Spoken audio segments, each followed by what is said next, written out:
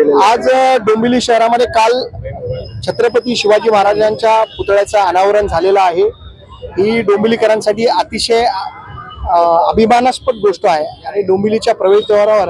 आज छत्रपती शिवाजी महाराजांचा अश्वारूढ पुतळा शिल्प लागणं हे आमच्या डोंबिवलीकरांसाठी सगळ्यांसाठी एक चांगला भावनिक विषय आहे। म्हणून आज आम्ही ठरवलं होतं की याच्यामध्ये पक्षीय भेद कुठलाही न ठेवता आज छत्रपती शिवाजी महाराजांच्या या शिल्पाला अभिवादन करण्यासाठी शिवसेना उद्धव बाळासाहेब ठाकरे पक्षाचे सर्व पदाधिकारी आज इथे आम्ही आलेलो आहे आणि आम्ही आज छत्रपती शिवाजी महाराजांना अभिवादन केलेलं आहे। केमिकल्स किंवा घरडा ज्यांचा खूप मोठा वाटा डोंबिवलीच्या विकासामध्ये आहे